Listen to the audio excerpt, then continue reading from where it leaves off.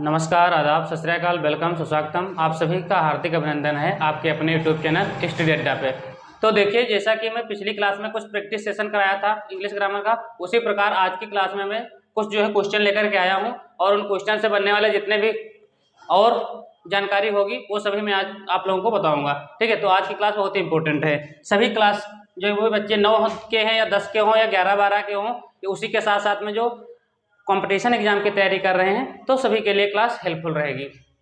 पहला क्वेश्चन है, देखिए, शिखा डाइड, यहाँ पे ब्लैंक स्पेस है, फिर ब्रेस्ट कैंसर है, एक बीमारी का नाम है, ठीक, डिसीज है। अब इसमें से यहाँ ब्लैंक स्पेस पे 4 ऑप्शन देखिए इसमें लिखे हुए हैं, 4 में से एक जो है सही है, ठीक है, वो आपको इसमें लिखना है। ठीक, तो देखिए ये आप, फ्रॉम, बाय, विद, ये सब क्या है, तो ये सब प्रीपोजिशन है। ठीक, तो एक प्रीपोजिशन अब इसमें भरना है। पेपर में क्वेश्चन पूछ लिया जाता है, ठीक है, इस प्रकार से क्वेश्चन आता है। ठीक, तो हम बता दें आपको। ठीक, तो सबसे पहले देखिए ऑप्शन दे रखा है, आप है, दूसरा ऑप्शन फ्रॉम है, बाय है, विथ है।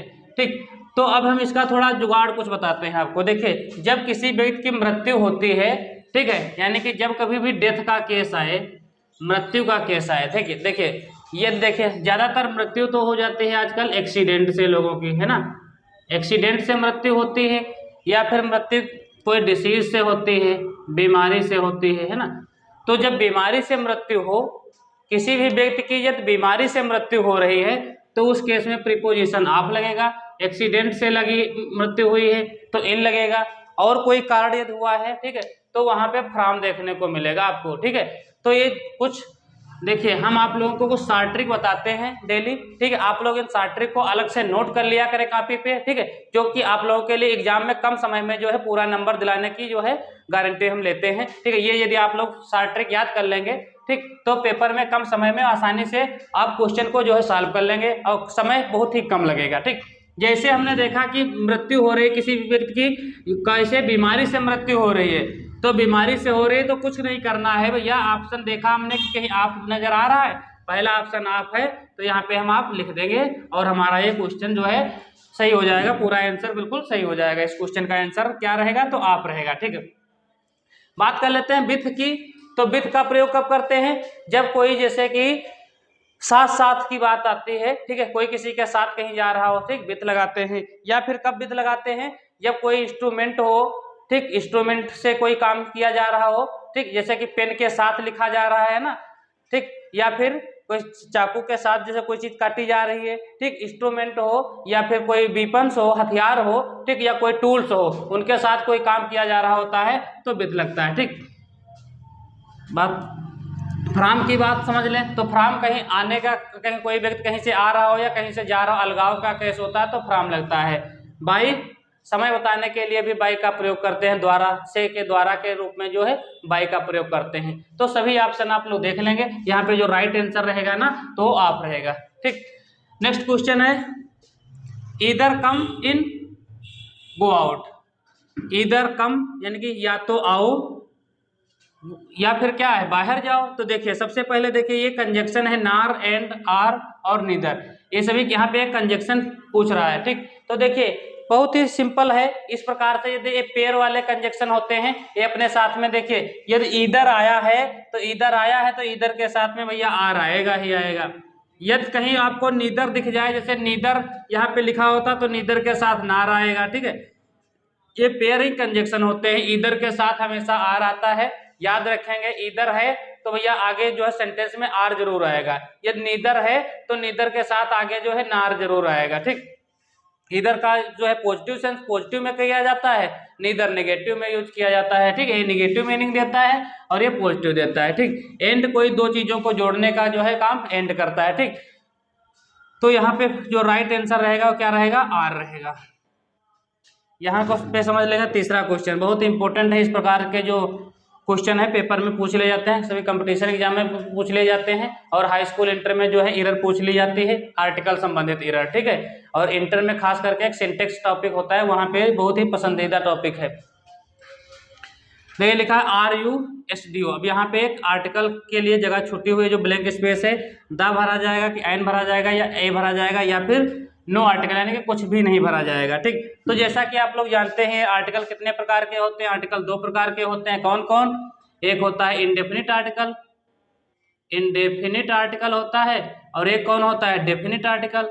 ठीक, तो इंडेफिनिट आर्टिकल में फिर जो है ए आता है, एन आता है, और डेफिनिट में क्या आता है, डेफिनिट में द आता है।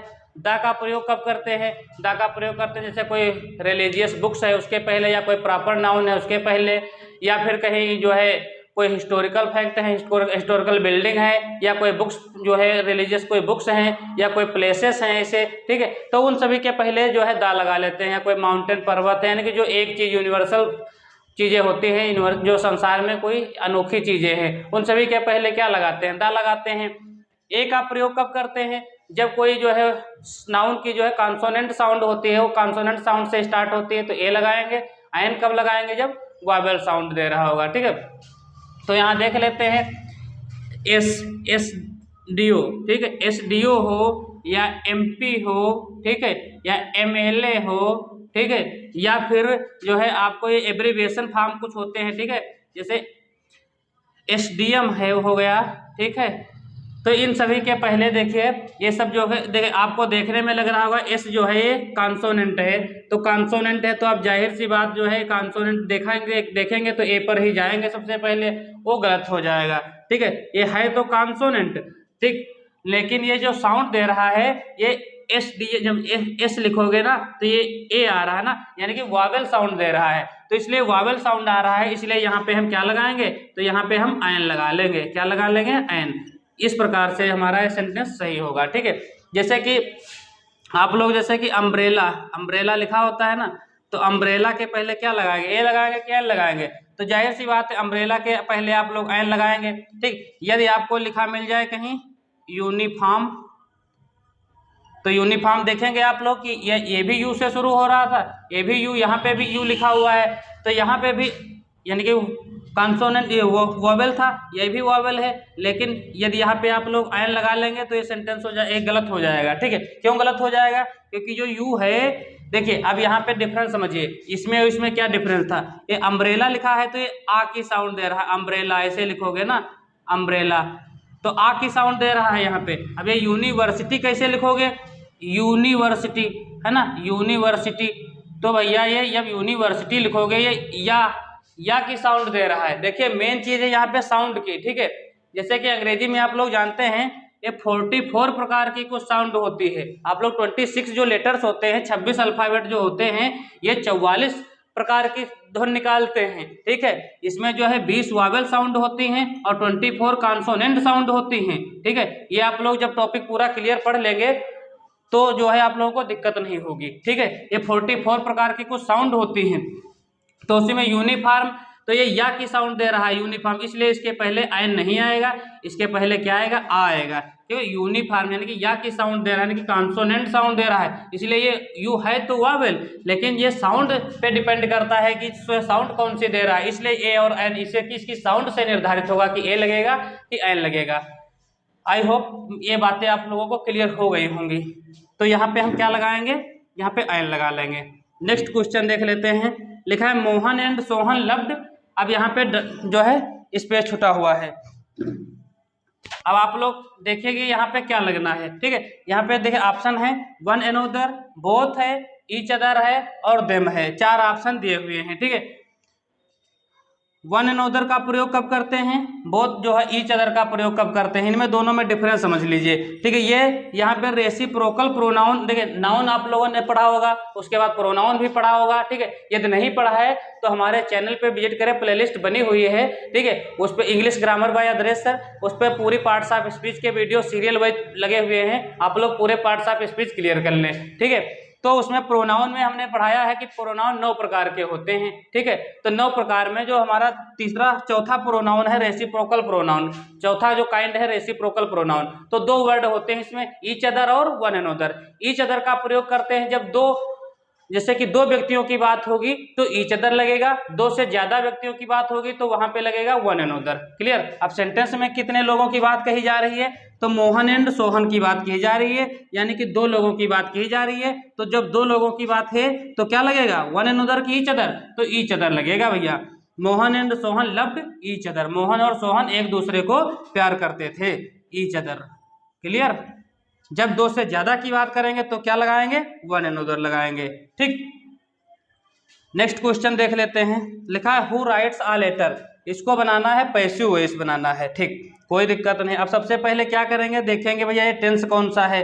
तो राइट्स ईएस वाली फॉर्म किसमें लगती है, तो ईएस वाली जो फॉर्म होती है, ईएस या ईएस फॉर्म, ये प्रेजेंट इंडेफिनिट में या सिंपल प्रेजेंट कह सकते हैं इसको। तो प्रेजेंट इंडेफिनिट टेंस में ईएस वाली फॉर्म लगती है। ठीक है, तो इसका जो है स्ट्रक्चर क्या बनेगा, इसका स्ट्रक्चर देखिए, सब्जेक्ट होगा प्लस ईजीएमआर होता है, हेल्पिंग वर्ब ईजीएमआर लगाएंगे, प्लस वर्ब के कौन सी फॉर्म, थर्ड फॉर्म लगाएंगे, प्लस बाई लगाएंगे। ठीक, बाई के साथ साथ में क्या लगाएंगे, ऑब्जेक्ट लगा देंगे। ठीक, तो ये सेंटेंस इंट्रोगेटिव टाइप है। तो क्या करेंगे, पहले जो है इंट्रोगेटिव टाइप वाला को लिख लेंगे। तो यानी कि जब हु से स्टार्ट हो तो आप लोग ज़्यादा को दिक्कत ना लें, हु है तो सबसे पहले आप लोग बाय होम से स्टार्ट किया करें। ठीक है, इस प्रकार के पैसिव वॉइस खूब परीक्षा में पूछे जाते हैं। यदि हु आ गया है तो सबसे पहले बाय होम लगा लें। ठीक है, अब देखें सब्जेक्ट क्या है, सब्जेक्ट सिंगुलर है कि प्लूरल है, तो आ लेटर। अब आ लेटर इधर जाएगा ना, यहाँ पे तो ऑब्जेक्ट है, अब जब पैसिव बनाएंगे तो सब्जेक्ट हो जाएगा। तो आ लेटर एक है, तो एक है तो हेल्पिंग वर्ब क्या लगेगी, हेल्पिंग वर्ब इज लगेगी। यदि आई होता सब्जेक्ट तो एम लगता हेल्पिंग वर्ब, यदि सब्जेक्ट हमारा प्लूरल होता तो आर लगती हेल्पिंग वर्ब। तो बाय होम आ लेटर, तो is by whom, is a late, by whom is a letter, और राइट के थर्ड फॉर्म क्या हो जाएगी, राइट रोट रिटर्न।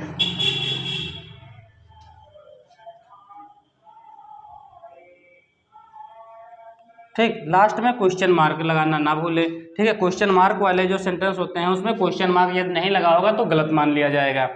तो इस प्रकार से पैसिव वॉइस बन जाएगा। इसी प्रकार से पैसिव वॉइस परीक्षाओं में पूछे जाते हैं।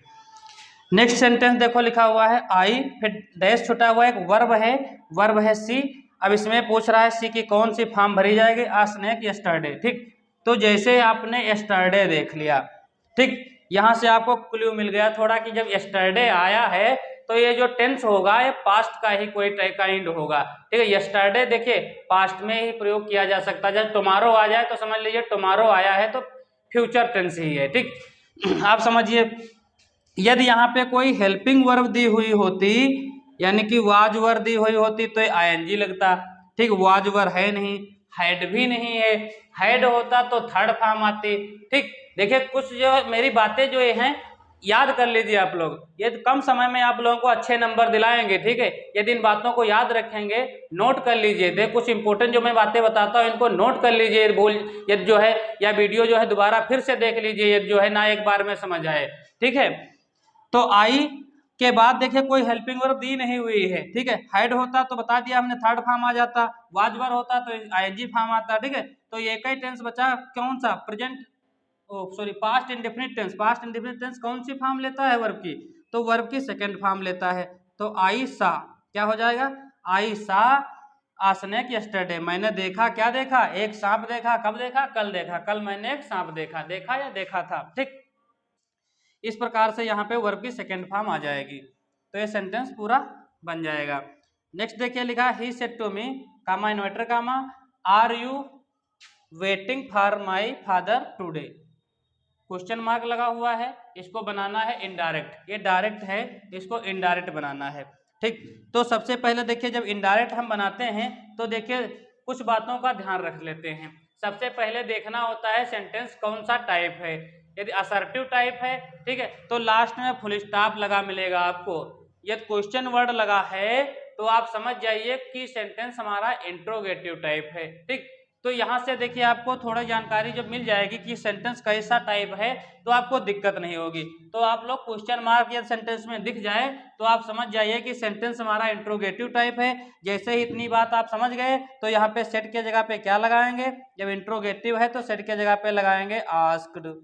क्या लगाएंगे, आस्क्ड। इतना करने के बाद थोड़ा रुक जाएंगे, कामा इन्वर्टर कामा हटाया। ठीक, अब यहाँ पे कंजक्शन हमको लगाना है। अब देख लेंगे हम क्वेश्चन वर्ड डबल इंट्रोगेटिव है कि फर्स्ट टाइप है, तो हेल्पिंग वर्ब से यदि स्टार्ट है तो ये फर्स्ट टाइप हुआ। ठीक, तो हम यहाँ पे इफ या वेदर को कंजक्शन लगा लेते हैं। ठीक, अब ये यू कौन पर्सन है, यू सेकंड पर्सन का प्रोनाउन होता है। देखिए आई और बी फर्स्ट पर्सन के प्रोनाउन होते हैं, ये आरबी के सब्जेक्ट के अनुसार चेंज होते हैं। जो सेकंड पर्सन के प्रोनाउन होते हैं ये रिपोर्टिंग वर्ब के ऑब्जेक्ट के अनुसार चेंज होते हैं। तो यू कौन सा पर्सन है, यू सेकंड पर्सन है, तो ये रिपोर्टिंग वर्ब के ऑब्जेक्ट के अनुसार चेंज होगा। किसके अनुसार चेंज होगा, मी के अनुसार। तो मी के अनुसार यहाँ पे सब्जेक्ट क्या हो जाएगा, आई हो जाएगा। अब ये टेंस प्रेजेंट में है, प्रेजेंट कंटिन्यूअस है, तो ये पास्ट कंटिन्यूअस में चेंज हो जाएगा। तो आई वाज वेटिंग फॉर, अब देखिए माई आ गया यहाँ पे प्रोनाउन, इसको फिर से अंडरलाइन कर लीजिए और इसको फिर से जो है देखिए ये फर्स्ट पर्सन का है तो सब्जेक्ट के अनुसार चेंज होगा, तो ही के अनुसार बदल जाएगा। तो क्या हो जाएगा यहाँ पे हिज फादर, और टुडे का क्या हो जाएगा, दैट डे हो जाएगा। देखिए ये जो निकटता सूचक शब्द होते हैं ये भी चेंज होते हैं, ठीक है। अब यहाँ पे देखिए जो कुछ विद्यार्थी गलती कर देते हैं, जब इंट्रोगेटिव ये वाला टाइप होता है तो लास्ट में यहाँ पे भी क्वेश्चन मार्क लगा देते हैं, जो कि गलत हो जाएगा। थोड़ी सी मिस्टेक के कारण आपका सेंटेंस पूरा गलत हो जाएगा। तो जब इनडायरेक्ट बनाएंगे तो क्वेश्चन मार्क भैया हट जाता है, ठीक है, ये बात आप लोग ध्यान रखेंगे। ठीक, क्वेश्चन मार्क जब लगा दिया यहाँ पे क्वेश्चन मार्क हटा देते हैं, ठीक है, क्योंकि यहाँ पे कंजक्शन लगा दिया तो ये असर्टिव बन जाता है। ठीक, एक लास्ट सेंटेंस ये भी देख लीजिए, लिखा हुआ है on Sunday play hockey they every. अब इसको रिऑर्डरिंग करना है। रिऑर्डरिंग का मतलब ये होता है ये उल्टा सीधा दिया हुआ है, यानी कि इधर उधर दिया हुआ है और इसको एक क्रम से लगाना है। ठीक, तो देखिए क्रम से लगाने के लिए हम क्या करेंगे, हम सबसे पहले हमको एक सब्जेक्ट चाहिए। तो सब्जेक्ट क्या है, सब्जेक्ट है दे, ठीक है, तो सबसे पहले लिखेंगे दे। अब वर्ब लाएंगे तो वर्ब क्या है, वर्ब है भैया प्ले, तो दे प्ले। अब वो क्या खेलते हैं, दे प्ले क्या खेलते हैं भैया, तो they play hockey, they play hockey. और कब खेलते हैं, कब खेलते हैं भैया, तो ऑन एवरी संडे, ठीक है, ऑन एवरी संडे। इस प्रकार से भैया ये सेंटेंस बन जाएगा। देख लिया, कुछ छूटा तो नहीं है, देखो एवरी भी आ गया, दे भी आ गया, हॉकी भी आ गया, प्ले संडे ऑन। तो देखिए इस प्रकार से आप लोग इस पे जो है टिक लगा लिया करें हल्का हल्का, ताकि आप समझ जाएं कि यानी कि पूरा जो है सेंटेंस हमारा राइट है। इस प्रकार से बन गया they play hockey on every Sunday. तो इस प्रकार से देखिए हमने प्रैक्टिस के माध्यम से जो है कुछ क्वेश्चनों की प्रैक्टिस जो करवाया आप लोगों को, जो कि उसके एक्स्ट्रा जानकारी भी बताई। तो आप लोगों को ये क्लास जो है आज की पसंद आई हो तो वीडियो को लाइक करें, चैनल पे नए हो तो चैनल को सब्सक्राइब करें। धन्यवाद।